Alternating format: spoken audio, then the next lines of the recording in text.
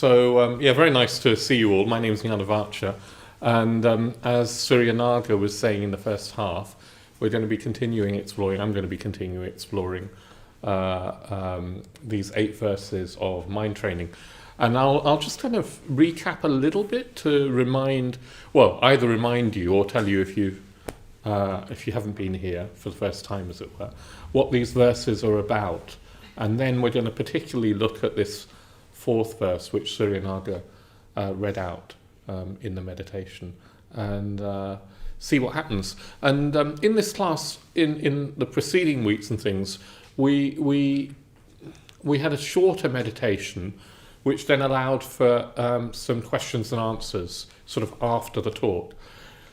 So today, what I'll do is I'll try and allow for questions and answers during the talk. We're not going to have a separate Q&A.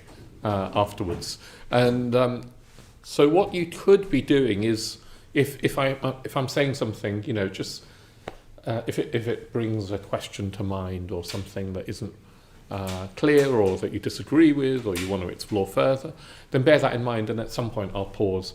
And the same goes for you at home. And Connor, who's our tech team of 1, is he'll field questions from you at home in the chat, as well as from you who are here in the flesh. Yeah. So, and we'll finish around 9:30. Okay. So, these 8 verses of mind training come from Tibet, from the Indo-Tibetan tradition. Mind training. I like that. Even just that term is evocative for me. That we train our minds, and that gets to the heart, I think, of what the Dharma is about, Buddhism is about, training the mind. Mind training, these verses, the tradition, because it's not just these verses, there's different sets of verses, different sets of teachings belonging to this tradition of Lojong, of mind training.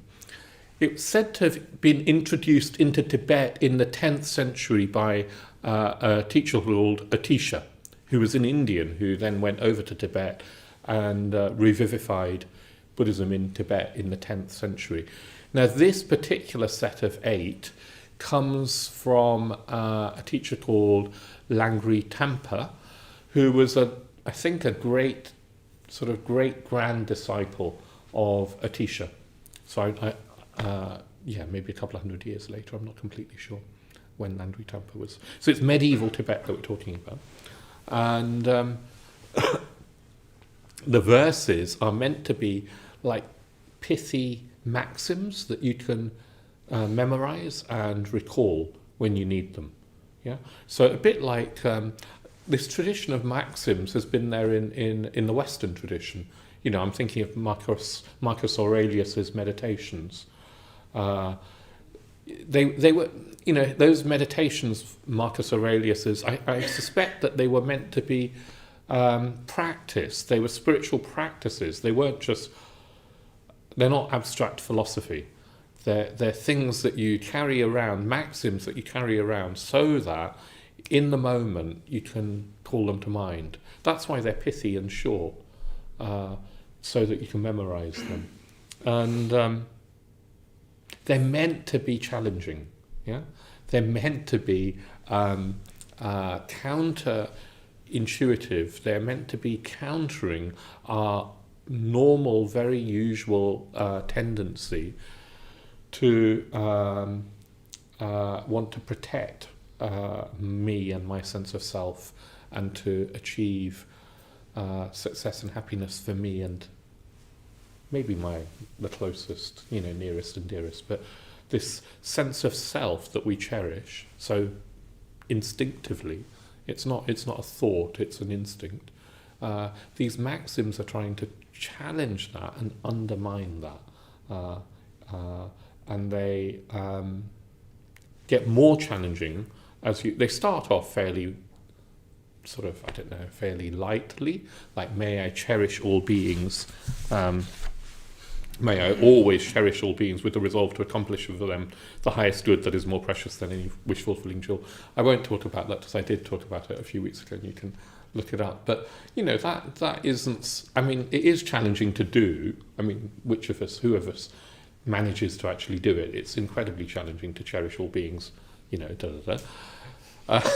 But it somehow doesn't seem to, provoke in the same way as this fourth verse will. Yeah, and they get more provocative. Verses 4, 5, and 6 particularly get more provocative. But verse 8, and this is what I was saying a few weeks ago, is the final verse sets the view behind all the other verses. Verse 8 is the view that you're trying to realize.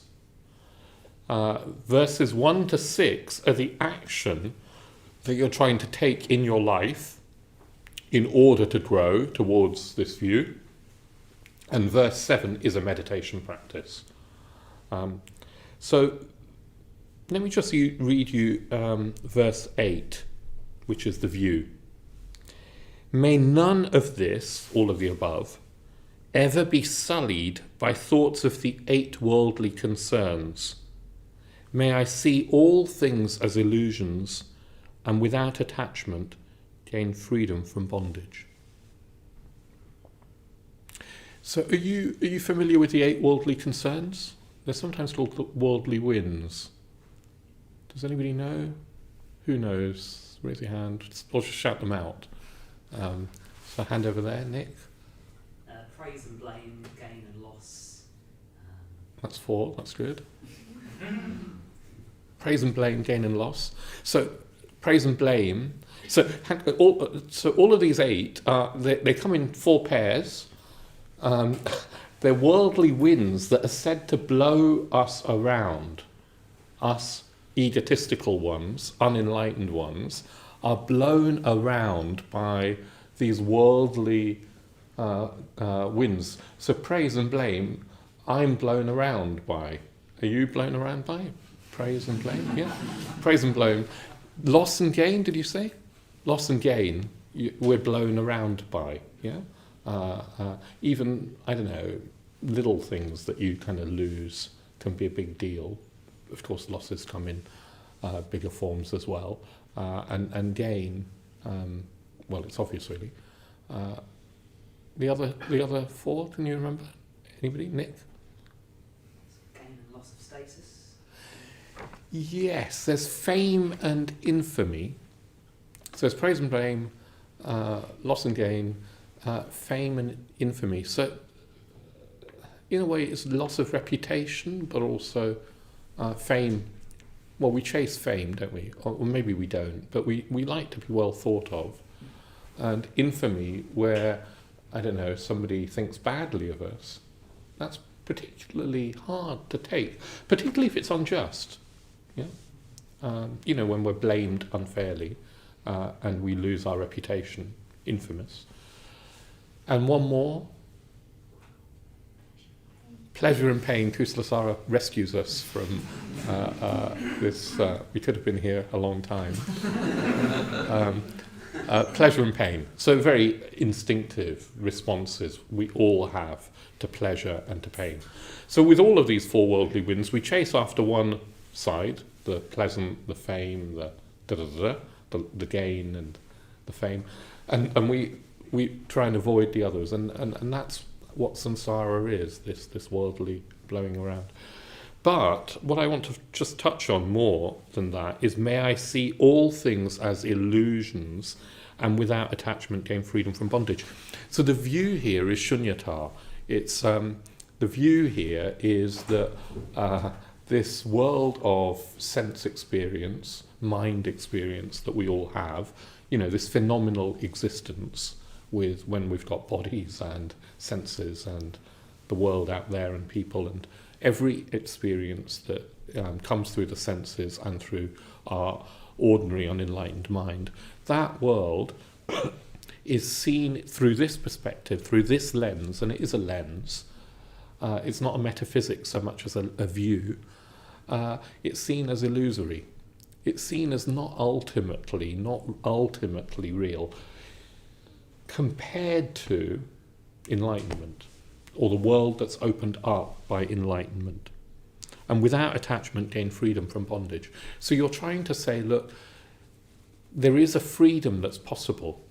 And as long as we are identified with this phenomenal world, as long as we're attached to this phenomenal world, we're not free. And we will be blown around in this phenomenal world by praise and blame, pleasure and pain, loss and gain, fame and infamy. They will blow us around. You cannot control those worldly whims. And to be blown around is to be imprisoned. It's bondage. We're at the mercy of something outside of our control. But there is a way out, and that way is to experience something that transcends the delusion that we're a fixed and separate me, fixed and separate self, and the delusion that the world is real and objective as we normally experience it to be. I'm not going to say too much more, because there'll be a whole talk on verse 8 in a few weeks' time. But what I want to try and emphasize is that all the remaining verses, all the preceding verses, I should say, are to do with this realization. Yeah? They're to do with, how do I attain freedom from the attachment to these delusions of self and world, and in that freedom there's an assumption that is the greatest possible good for ourselves and even for others, because from a Buddhist perspective, we're trying to gain enlightenment so that we can be a force for good in the world and help others also gain freedom. It is the greatest good, and we're doing it so that we can do it for others. Yep. Okay, so that's really important, because when you read verse number 4, you have to bear in mind why you're doing it, what the point is. Verse 4, when I see ill-natured people overwhelmed by wrong deeds and pain, may I cherish them as something rare, as though I had found a treasure trove. My first thought is that they're not that rare. at least in my world. Maybe that says more about me in my mind.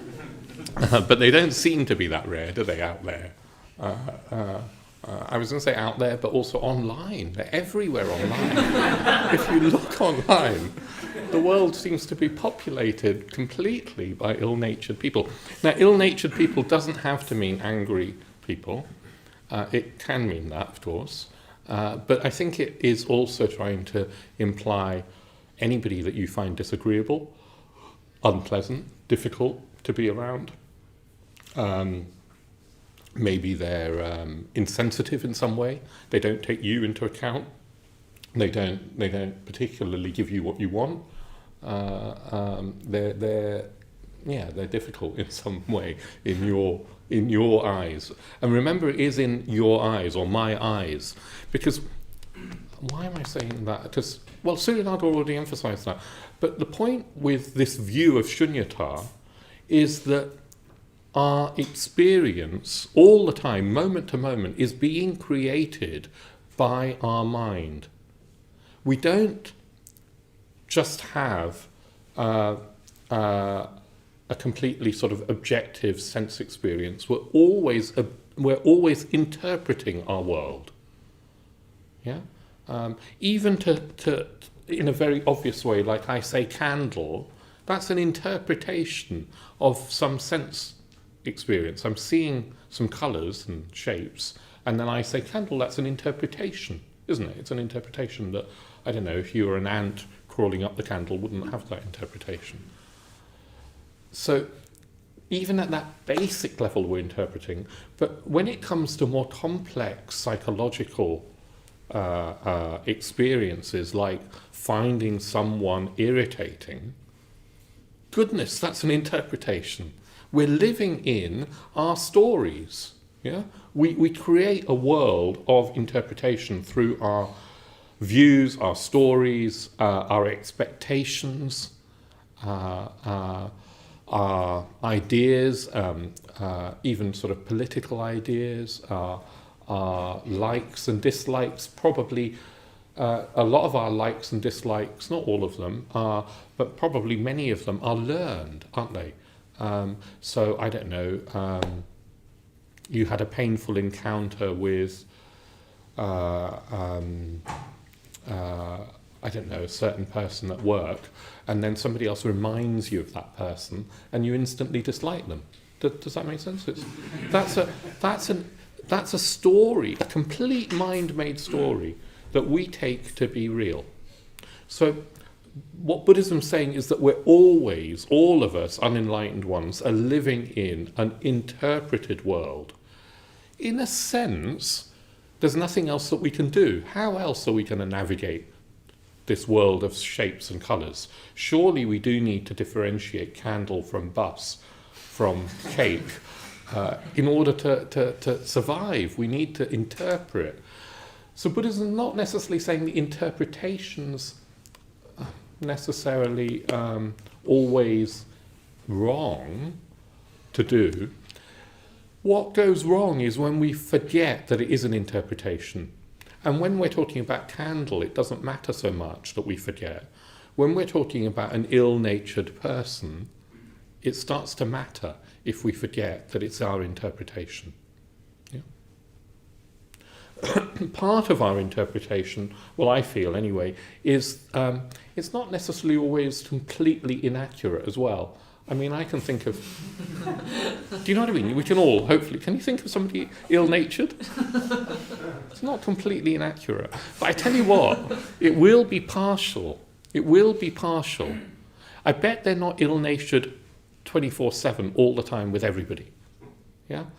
And I bet, even if they're ill-natured a good deal of the time, from within they feel right. I mean, they feel probably justified, or they feel... They don't... Do you know what I mean? They're looking to be happy and fulfilled, and they're not. And out of that hurt comes whatever comes, this disagreeable nature. I mean, the very next line is overwhelmed by wrong deeds and pain. So immediately this verse is trying to say, okay, they're ill-natured, at least from my interpretation. But the next line is trying to remind us that they are overwhelmed by wrong deeds and pain. Wrong deeds meaning unskillful behaviour. And, the law of karma says that if I act unskillfully, I'm going to bring more pain upon myself. And you can get caught in a vicious circle because then you're in pain, I'm in pain, and then I act, more unskillfully in order to try and, I'm reacting to the pain. Does that make sense? And there's overwhelm. It's very possible, very common in fact, to be overwhelmed by wrong deeds and pain. Perhaps we've been in that scenario. So first of all, remember that we're living in an interpreted world, and that there is an alternative that's being pointed to. There is an alternative. So then you come to the sort of crux of this verse. Maybe it's the crux. May I cherish them as something rare, as though I had found a treasure trove. Okay, so why would this verse say, cherish the person that you find difficult as something rare, like you've won the lottery or found a treasure trove? Why would the verse be encouraging us to not just... Because it could have said, may I just be empathic. It's already said that, look, they are overwhelmed by wrong deeds and pain. So it could have said, may I try and be understanding. It could have said, may I be patient with them. I think maybe both those things are implied, but it's definitely going further than that. It's not just saying, may I be patient, may I be understanding. This cherishing that's being talked about is an active going out and loving them. and valuing them and really being pleased that they're in your life. May I cherish them. May I cherish them as something rare. Like I've come upon a rare treasure, and I'm going to really guard and value that treasure. Now, that to me seems perverse. If it, up to now I'm sort of with it, sort of instinctively. Do you know what I mean? You think, okay, yeah, no, empathic. I sort of want to be empathic, understanding, da-da-da-da. But why cherish? So let's see if there's any thoughts in the room, and also if you're at home, you can be putting your answers in chat. We'll pick out one of them and see. Oh yeah, Brian, go on. I mean, for me, when I was, I feel like I cherish people anyway, but cherishing doesn't also mean with love saying no, because like a kindly no, you're behaving badly, is good for other people and good for yourself. So cherishing, yeah, go on. Like there are two sides, aren't there? You've got to kind of, if you cherish something, you can see the beauty, and it stops you momentarily so you can really gaze at something with warmth, and then you can see why somebody maybe is acting in that way. So you're not on the defensive, you're kind of really open. Yes. But at the same time, you then need to bring, the danger is, because there's a pointer, but another pointer is, like from the teaching last week, on Wednesday. No, hang on. I'm going to stop you there. I'm going to stop you there. You can bring in the danger later. In fact, I want you to bring in the danger later. But for now, I just want to focus on why the verse is saying, let's cherish them. And what you were saying is that, I don't know, cherishing would be openness rather than a defensiveness. Yeah. And I think that that's part of the clue, an openness to somebody, I don't know, that you find disagreeable. Marvelling at what you see, yeah, helps you understand, oh my God, that's interesting. Wow. Yes. What's going on with that person? So there's a sort of not knowing element as well. Yeah. I think that's quite important, what you say there, Brian, because I think when we, I don't know, when I have sort of decided that somebody's disagreeable, I have sort of got, in my mind, a story that's got them pinned. I mean, I think I know them, and I know what the answer is. So I think this verse, you're right, is partly saying, look, can we let go of thinking we know, and can we be open and even interested, even curious at that? So I think that's very important, and I think there's something more. Why is this cherishing? And Annalisa, is it Annalisa? Yeah, it is. Yeah. So the way that I interpreted what you're saying is like, well, first I guess it depends on what actually like the linguistic definition of cherish is. Yeah. But it seems as though if you treat something as it's rare, then it will become almost rare, maybe. Right. Yeah. So do you mean by treating them as rare? As in, like, if you act like something is how it is, Yeah. then eventually, your thoughts will become the physical reality. Yes. So there's something very... Sorry? Just repeat that for the mic. Oh, yes. Thanks, Surinaka. So Annalisa's saying, if you treat... Well, partly you were saying it depends on what the linguistic definition of cherishing is. I'll come back to that. But if you treat somebody as something as rare, maybe it'll become like you treat it. Yeah. And if you cherish somebody, maybe they'll become worthy of being cherished. That's how I take what you mean. And I think that that's true. In the Metabhavana, I don't know if you've found this, that you put somebody in the fourth stage, maybe not just once, but over a period of time, and they seem to change. Have you found that? They seem to... well, your attitude to them changes, but it seems a bit more magic than that. They seem to change. I sort of often tell the story of well, I used to when I worked in the corporate world, I had a boss for a project, and I found him really difficult. And I put him in the 4th stage of the Metabhavna for about a year, I think. And then I got moved off the project. No, he did change. He did seem to, in a way, we ended up sort of good friends. Not great friends, but not enemies. Certainly, I grew to be fond of him. So something about we change our attitude, and maybe the world responds, maybe the other person responds. So I think that's true. So there's Brian saying something about openness and not knowing and being curious, and I think that open-heartedness is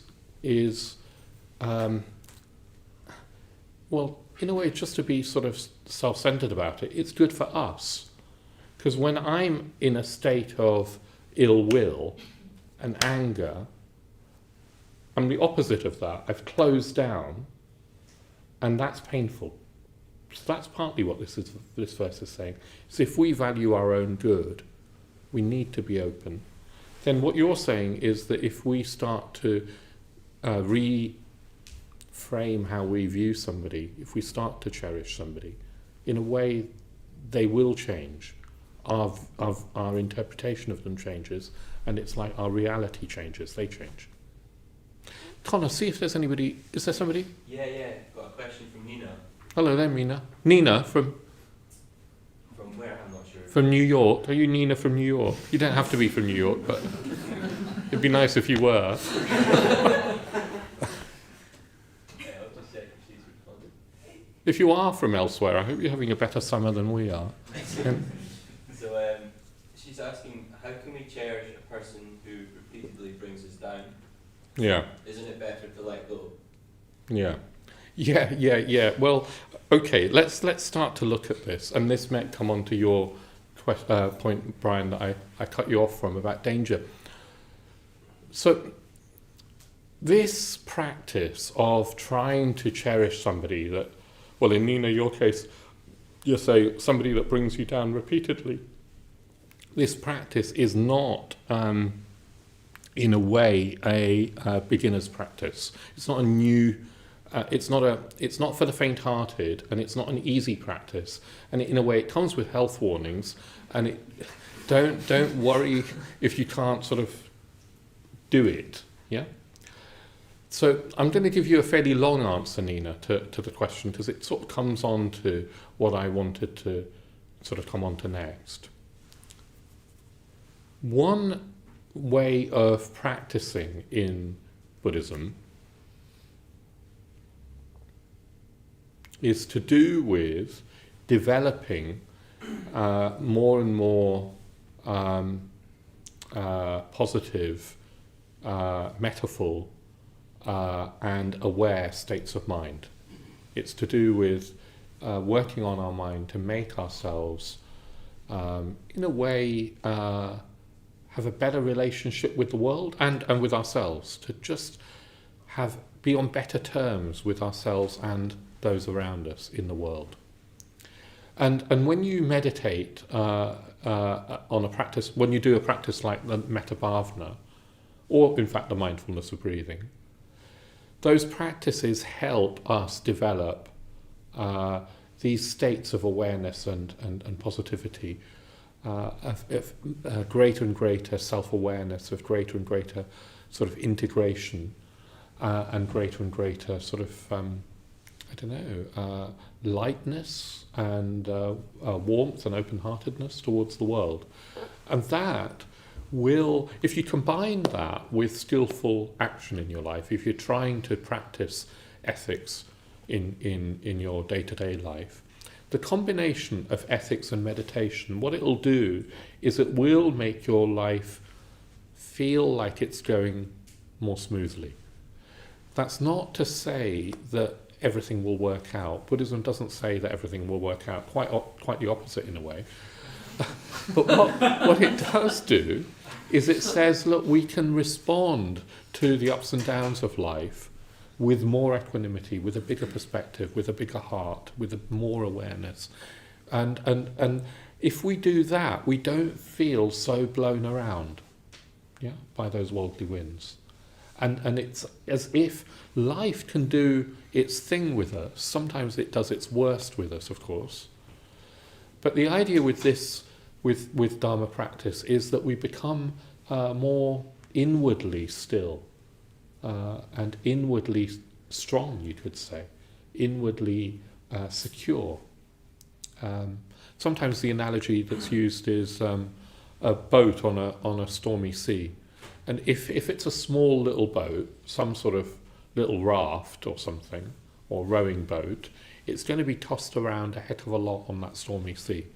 If it's a big ocean liner, the same stormy sea won't buffet it so much. I mean, it will be buffeted, but do you see what I mean? It won't be taken off course because it's big. And what Buddhism teaches us is, first of all, to become big in the face of life's storms. And that is invaluable. But it's not the end. It really isn't the end. What you could even say that's the sort of, well, that's the first goal that we have when we practice the Dharma life. It's the first sort of intermediate goal that we aspire to. It's not easy. I'm not saying it's easy to do that, but Buddhism has its sights set higher than that, much higher than that. What Buddhism's saying is it's possible to, in a way, transcend this entire view that we have that I'm a separate being in this world of separate beings, and that this world is separate to me, different from me. It's possible to transcend that completely and realize a completely different order of consciousness. Not just one that is more peaceful, more stable, more positive, more creative, more loving.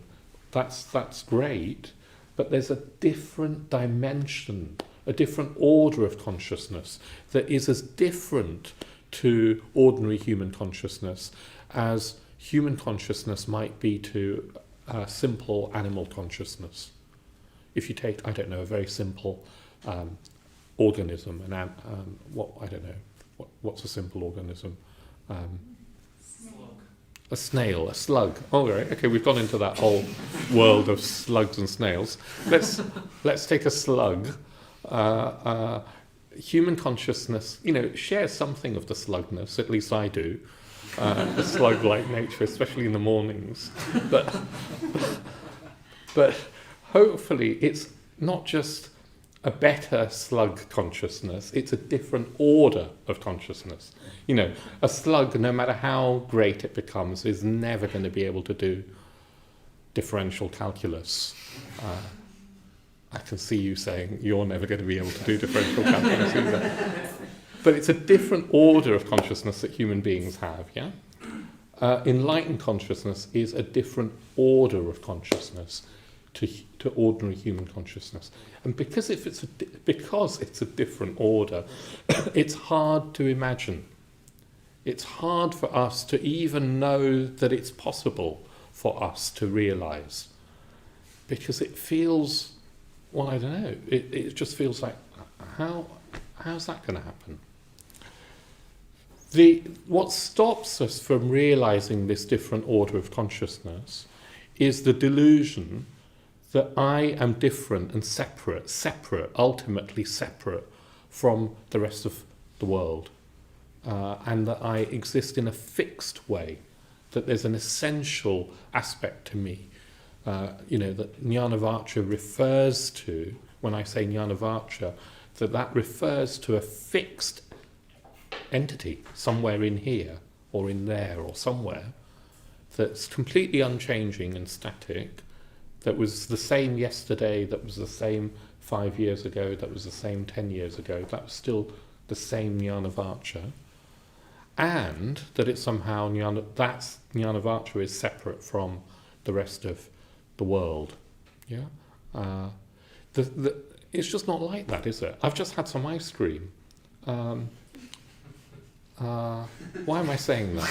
Because, well, that ice cream was out there. Do you know what I mean? Well, it was in the freezer, it was on the table, it was in a bowl, it was then in here. And now it's in here, and it's part of me. Every time I take an in-breath, I'm proving that I'm not separate from the world. And an out-breath. Does that make sense? We're not boundaried in the way that we like to imagine.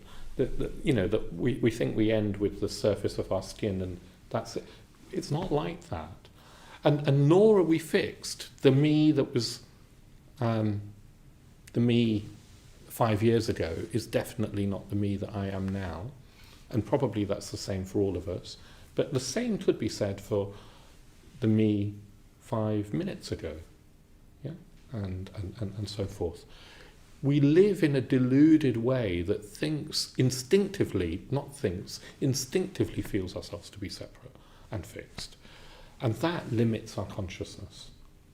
And once we've had this sense that I'm a fixed and separate entity, what we do is we protect that fixed and separate entity that doesn't exist. It doesn't exist, but we protect it. We protect the delusion of it by pushing away anybody or anything that threatens it, and by grasping at and grabbing at and yearning for anybody that enhances it. Yeah. So when I see an ill-natured person, remembering that that's my interpretation of them, what's happening is that I am, through this delusion of me being a fixed and separate entity, I'm pushing away somebody that threatens me, threatens this sense of me. That's what's happening when I see an ill-natured person. And our instinct is to get them far away, to move them out of the way, or to attack, or undermine them, or whatever it is. But somehow we're defending ourselves. What Buddhism's getting at is that what we're defending is a delusion. It's not real. And the very act of defending it strengthens the delusion. And it's that delusion that keeps us small. It keeps us unenlightened. It keeps us in this ordinary order of consciousness, the slug consciousness. It keeps us from becoming a Buddha. So these practices are saying, look, if you can start to bend the bamboo the other way. That's what's said. It said, like, when a poster, you buy a poster. I haven't bought a poster since I was a teenager, but you buy a poster and it's all rolled up, and you sort of unroll it. Well, I used to bend it the other way. Do you roll it up the other way to straighten it? Yeah. This practice is saying, roll your mind the other way in order to straighten it, because you're twisted. We're twisted round a delusion. We're rolled up round a delusion that doesn't exist. So roll it the other way. So if you're going to roll it the other way, then the person that you feel you find difficult, this ill-natured person, what you want to do is cherish them, move out to them, love them even more, and be grateful that they're in your life. That's rolling the whole thing the other way in order to straighten it, That's what's happening. Does that make sense? You're trying to go against the instinctive wrong-headedness, wrong view that we've got. Now, Nina was saying, what were you saying, Nina? You were saying, how do how do you do that with somebody that is constantly ill-natured? So what I'd say, Nina, is that you've got two options. One is you can not worry about trying to reach enlightened consciousness just yet. You could just think, okay, well, what will help me become a bigger, stabler, stronger person? And that might be a number of strategies. That might be that you have to just be boundaried with this person and say, not now, or no, I'm not going to listen to you. You do whatever you want to do. I was like that the other day with somebody. I had to say, no, when you do that, that's not acceptable to me. I'm not going to, I'm not going to just sit here and take that. You can do that, and that is still part of Buddhism if you do it without hatred. You're not trying to hurt them, you're trying to just be sensible about your own boundaries. You're trying to, you can still do that with metta, believe it or not. You can be metaful and boundaried and assertive. Yeah. So Nina, you might want to just do that. You might want to work on the metta bhavana and consider in the metta bhavana why the person is as they are. What are the conditions that have led them to be like they are? If you can start to see them not as a fixed and separate entity either, they're not fixed. They behave the way that they do because of all their conditions in their life, the life that they've had. So you can start to work to develop more empathy, as well as maybe being boundaried. That's all this sort of shamatha way of working. Shamatha is becoming bigger, the bigger boat. And then if you, and you can't always do this, if you feel strong enough, positive enough, stable enough, big enough, to try this more insightful wisdom approach, then you could do that. And this wisdom approach is, tell you what, I'm gonna roll the poster the other way, and I'm actually going to befriend this person and really cherish them and see if I can challenge my own instincts.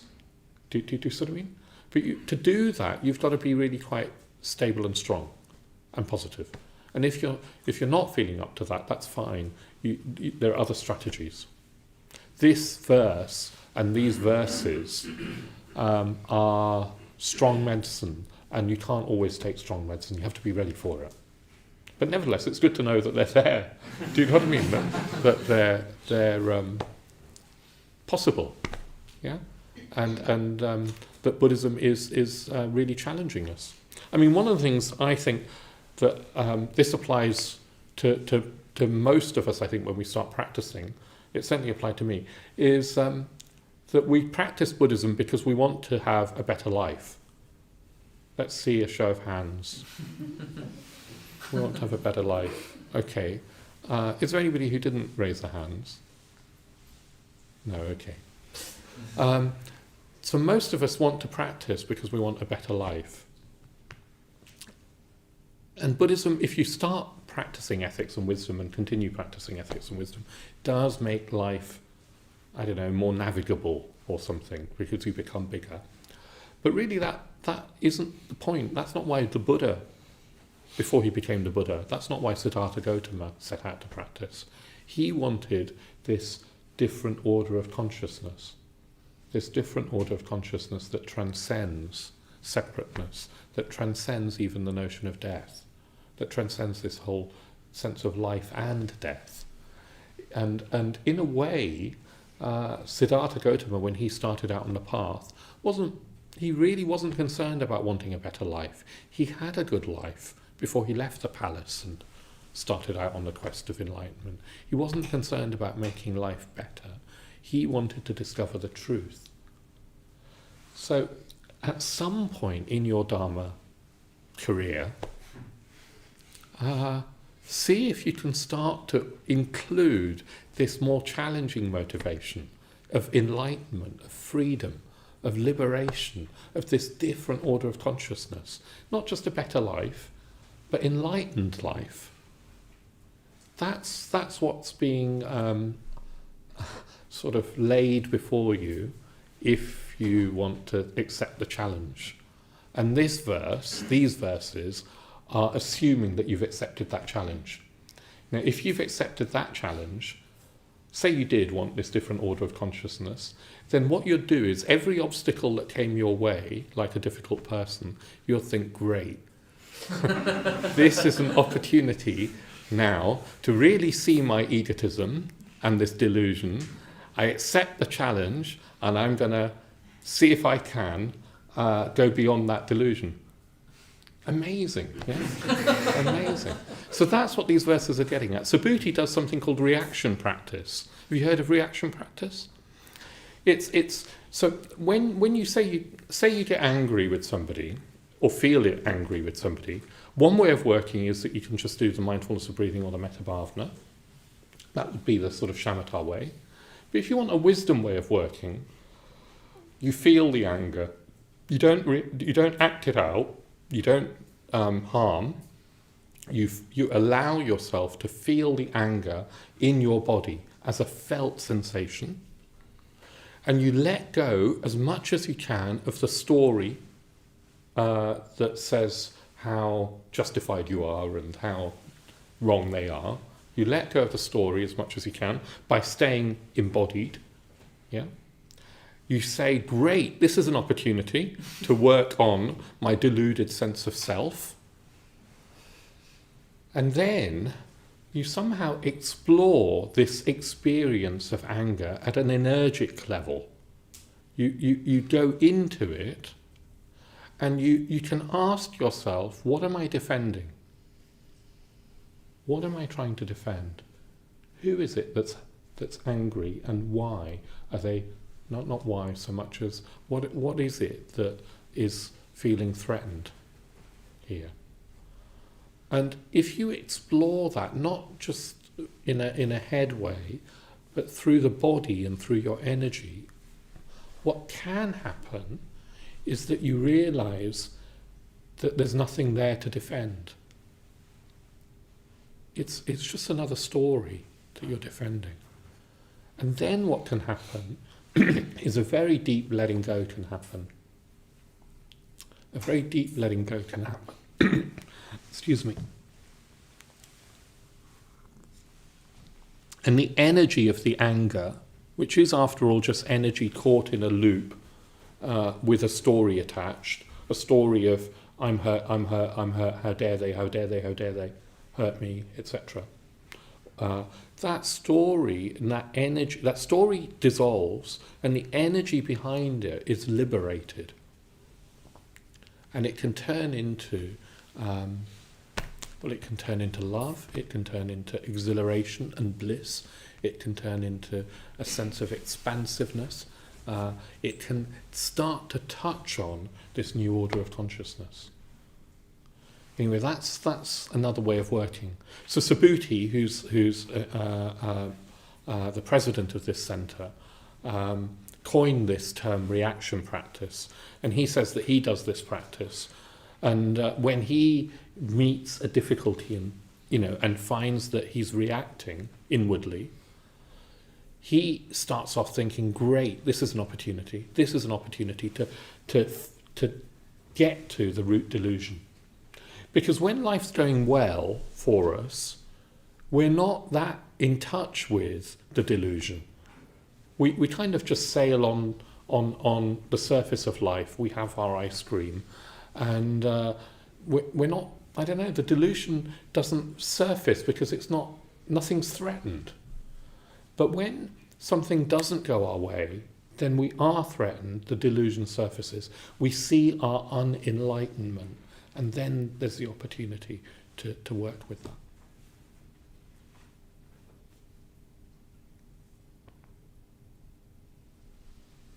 Okay, so I'm going to pause there and see if there are any questions from anything that I've said so far, or comments. Yes, Matt. I was thinking about the idea of cherishing difficult person as being almost a kind of surrender to the reality that they're supposed to be there. It's not wrong that they're there. It's not an accident. Yeah. Yeah. I don't think they should be there, or they shouldn't be doing that. But the reality is, nothing is an accident. It's all supposed to be there. And so working with it creatively rather than pushing against it. Yeah.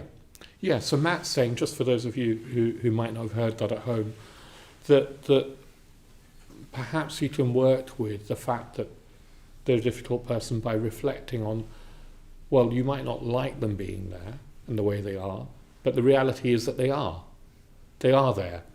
And surrendering to that reality, accepting the reality of the situation, that we're not in control of everything, actually. In fact, anything. And there's a sort of certain humility in accepting that, okay, I can't control this person. That is the reality of the situation. And then one of the things you said is that it's not an accident. Things don't happen by accident. Buddhism doesn't say that therefore things are predetermined and everything's fixed either. It's not fatalistic. But it does say, yeah, nothing happens by accident. There have been causes and conditions behind everything. So in a certain sense, how do you blame a person for being, say, irascible when they have become irascible, perhaps, in this moment, through a whole nexus of maybe an infinite number of causes and conditions? So there's that sort of reflection as well. Yeah, Matt. I was also just thinking, actually, even as the enlightened consciousness inviting development, their existence could also be that as well. Say that again. The idea that enlightened consciousness or the Dharma itself, in a weird sort of way, puts these things in our lives. I see. To test us. Well. Yeah, maybe. So Matt's saying that maybe challenges arise in our life, including difficult people, in order to help us grow. I think sometimes I've felt that there's something in that. I have certainly, when I look back at, I haven't had a hugely difficult life, but when I do look back at challenges that I have had and some of the people that I've met that I found challenging, I think I have grown from them. Actually, I have grown. Yeah, very much so. I tell this story of this other boss of mine. I had some good bosses as well. But let's call him Phil, who was... he wasn't called Phil, that's why I'm calling him Phil. In case he's watching. Sorry. Because he was terrifying. He was this archetypal bully of a boss. And... used to humiliate people seemingly for the fun of it. Call meetings and then humiliate people. Secretaries used to refuse to work for him. He was very senior in the place I was working, but notorious for people just walking out or having breakdowns or whatever. And when I left my job, I had to resign to him and hand my resignation in. And he went absolutely apoplectic. I mean, what's happening now? He's listening, isn't he? And, he just went he went scarlet. I said, look, Phil, I need to tell you something. I'm leaving. And he literally changed colour, went beetroot red. And I thought, my God, I'm really glad there's a desk between us, his big desk. And then he said to me, why are you leaving? Where are you going? He said, where are you going? Thinking that I was going to go to a competitor and sell all the secrets that I knew. And I said, I'm going to go and work for the Buddhist Center. I'm a Buddhist. And actually, I glanced up at the sort of shelf. There's a shelf, and I'd never seen this in his office before. but on the shelf was a Buddha figure it was in this gesture, which is the gesture that Emoji City makes, of the gesture of fearlessness. And seeing that Buddha figure just gave me real confidence. I mean, I did think, what are you doing with the Buddha figure, Phil? Anyway, it gave me a sense of confidence. And I said, no, I was going to go and work for the Buddhist Center. And he was just, I don't know, he just completely melted. And he was, what he said to me is, everything that we're doing here in this company is worthless compared to what you're going to do with your life. And if I can ever be of any assistance to you, let me know. You know, amazing. Sorry, I'm going to just carry on because I've only got 2 minutes. Amazing kind of. Now, I realised that I didn't know him. Do you know what I mean? He did have some atrocious behaviour at work, but I didn't know him. I don't know him, and I don't know what makes him tick. And he wasn't just the man that I thought he was. So I think I'm going to start wrapping up. What I want to say is that these verses are really challenging. They're strong, but if you can at least be inspired by the possibility of working in this way, so that you can open up to a whole different order of consciousness, that would be that's great. You might not be able to do it, but see if you can at least aspire to it. I can't always do it. The other thing I want to say is that Buddhism isn't all about being nice. These verses can give you the impression that we're trying to be a sort of martyr in a way that, I don't know, a Christian conception of a martyr might be, of somebody who just turns the other cheek all the time, and no matter how unpleasant somebody is, they cherish them because they're just nice. That Buddhism isn't about that. Buddhism is about a radical transformation of hatred and greed and delusion.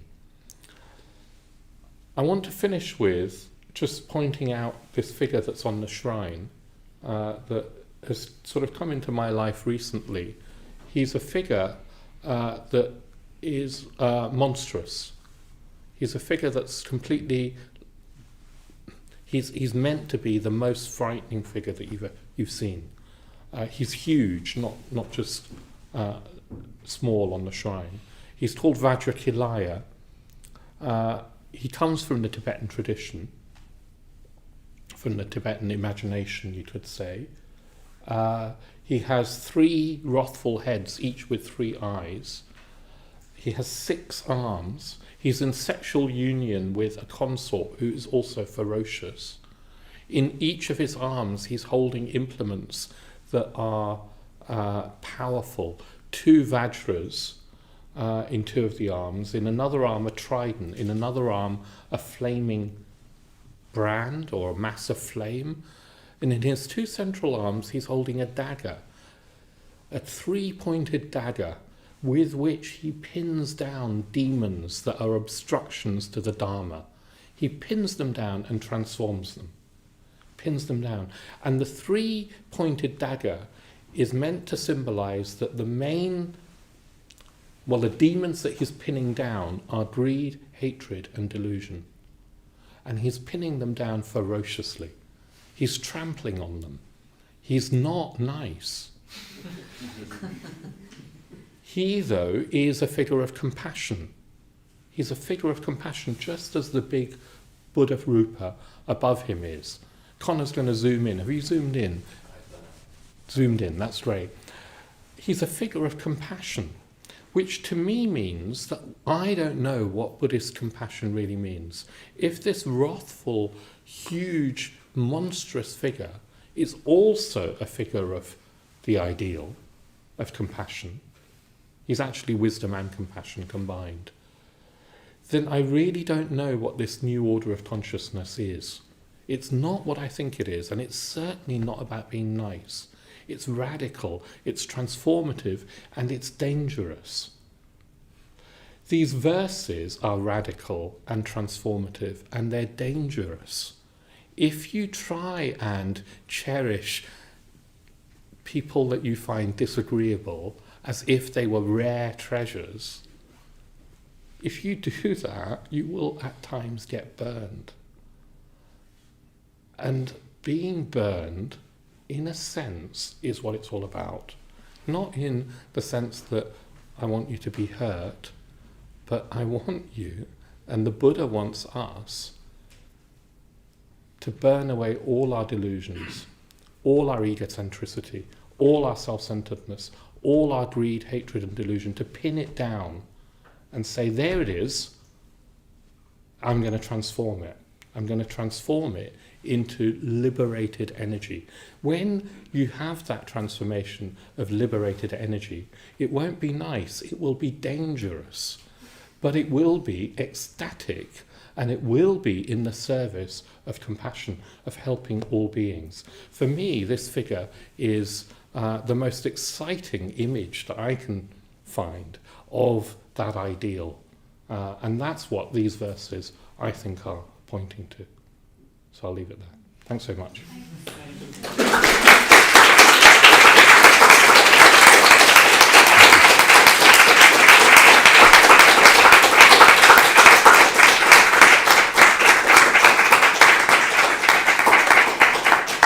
Very good. So we'll be carrying on next week with the next verse, and they get harder. They get tougher. So hopefully you'll come back for more. Yeah. See you next week.